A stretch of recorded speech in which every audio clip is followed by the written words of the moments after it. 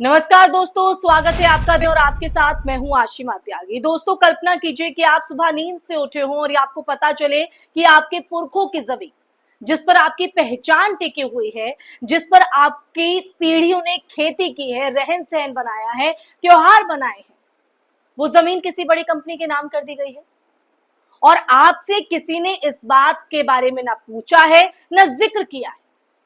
सोचिए उस सदमे का, उस गुस्से का, उस असुरक्षा के भाव का जो अचानक आपके सामने खड़ी हो जाती है। ये कहानी आज असम के दीमा हसाओ जिले से है, जहां हजारों आदिवासी परिवारों की ये कहानी है, जिनकी जमीन को एक बड़े कॉरपोरेट घराने यानी अडानी ग्रुप को सीमेंट फैक्ट्री लगाने के नाम पर सौंपा जा रहा है। तो आज दोस्तों इसी बारे में हम बात करेंगे, आखिर ये पूरी चीजें क्या हैं, क्या हालात है वहां पर। तो आज बात हो रही है असम की उन परिवारों की जिनको पता भी नहीं है और उनकी जमीन किसी बड़े घराने को दी जा रही है। असम की हिमंत बिस्वा शर्मा सरकार ने कथित तौर पर 3,000 बीघा नहीं बल्कि लगभग 9,000 बीघा जमीन अदानी समूह को देने का फैसला लिया है। और ये कोई साधारण जमीन नहीं है दोस्तों, ये जमीन आदिवासी समुदायों की है, जिसे संविधान की 6ठी अनुसूची ने विशेष सुरक्षा दी है।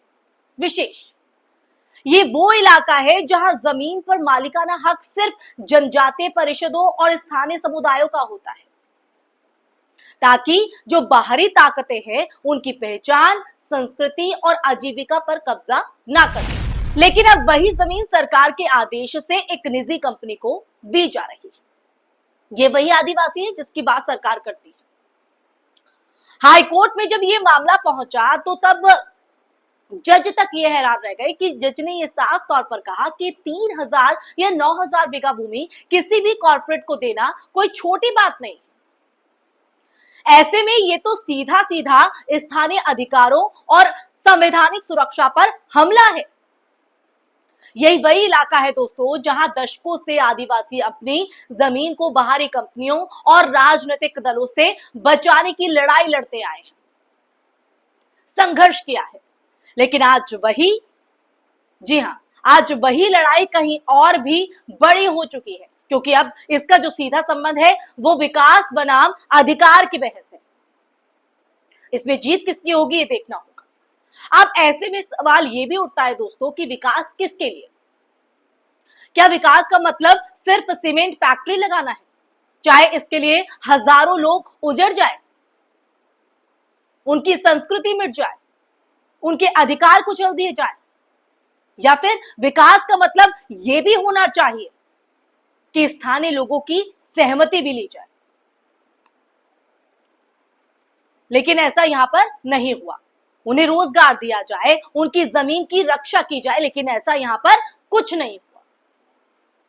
क्यों नहीं हुआ? क्यों वो इंसान नहीं है? राष्ट्रीय अनुसूचित जनजाति आयोग यानी NCST ने इस पूरे मामले में सरकार से जवाब मांगा है। आयोग ने नोटिस जारी किया है और पूछा है कि कैसे 6ठी अनुसूची की अनदेखी कर जमीन का आवंटन किया गया, क्योंकि संविधान कहता है कि बिना स्वायत्त परिषद की अनुमति के किसी भी बाहरी संस्था को आदिवासी जमीन नहीं दी जा सकती। लेकिन यहां तो ना सहमति ली गई, ना पारदर्शिता यहां पर दिखाई दे रही है और ना ही प्रभावित समुदायों से संवाद हुआ। ये हम नहीं कह रहे दोस्तों, ये वहां के आदिवासी कह रहे हैं, जिनकी जमीन को छीना जा रहा है बिना किसी पूछताछ के। स्थानीय विरोध की आवाजें लगातार उठ रही हैं, गांव गांव में लोग प्रदर्शन कर रहे हैं। उनका ये कहना है कि सीमेंट प्लांट से न सिर्फ उनकी जमीन जाएगी बल्कि उनका जंगल, उनका पानी, उनकी खेती और उनका पर्यावरण भी नष्ट हो जाएगा। असम जैसे नाजुक इकोसिस्टम वाले राज्य में, जहां पहाड़ों और नदियों की संवेदनशीलता बहुत ज्यादा है, वहां इतनी बड़ी इंडस्ट्रियल यूनिट लगाने से पारिस्थितिक संतुलन बिगड़ सकता है, ये बैलेंस बिगड़ सकता है। क्या सरकार को ये समझ में नहीं आता है? क्योंकि सरकार को तो सिर्फ अपना लाभ समझ में आता है, उन्हें क्या लेना देना किसी से। लेकिन दूसरी तरफ सरकार और कॉर्पोरेट की ये दलीलें हैं कि सीमेंट प्लांट से रोजगार पैदा होंगे, उद्योग बढ़ेगा, असम के आर्थिक विकास को रफ्तार मिलेगी। कैसे? जब वहां लोग ही नहीं रहेंगे तब रफ्तार मिलेगी। अब सवाल यह है कि रोजगार आखिर किसको मिलेगा? क्या वास्तव में स्थानीय आदिवासियों को लाभ होगा या फिर बाहर से लाए गए जो मजदूर हैं उन और प्रबंधन ही इसका फायदा उठाएंगे? ये कौन तय करेगा? और अगर रोजगार मिलेगा भी तो क्या वो उनके पुरखों की जमीन खोने की कीमत पर न्याय संगत होगा? भरपाई कर पाएगा? ये मुद्दा सिर्फ असम का नहीं है दोस्तों। झारखंड, छत्तीसगढ़, ओडिशा, मध्य प्रदेश, हर जगह आप देखिए आदिवासी समुदाय विकास की इसी दुविधा से जूझ रहे हैं, जिन आदिवासियों के लिए मोदी सरकार बात करती है। एक तरफ खनन, बिजली परियोजनाएं, फैक्ट्रियां, कॉरपोरेट निवेश, दूसरी तरफ उनकी जमीन, जंगल, पानी और संस्कृति। संविधान ने इन्हें सुरक्षा दी है, लेकिन बार बार सरकारें इन सुरक्षा प्रावधानों को ताक पर रखकर कॉर्पोरेट घरानों के पक्ष में खड़ी नजर आती है, उन्हें लाभ पहुंचाने के पक्ष में खड़ी नजर आती है। लेकिन इन आदिवासी, इन लोगों के बारे में, इन प्रजाति के लोगों के बारे में कुछ नहीं सोचा जाता।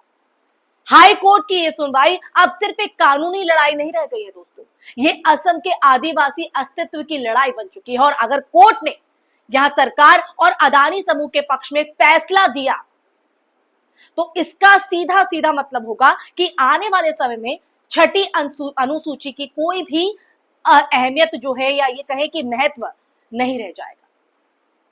लेकिन अगर कोर्ट आदिवासियों के पक्ष में खड़ा हुआ तो ये पूरे उत्तर पूर्व के लिए एक मिसाल बनेगा। अब कोर्ट का रुख कहीं ना कहीं स्पष्ट करेगा दोस्तों। लेकिन यहां अगर एक और पहलू की बात करें तो एक पहलू ये भी है कि राजनीति। हेमंत बिस्वा शर्मा लंबे समय से अदानी समूह के करीबी माने जाते हैं।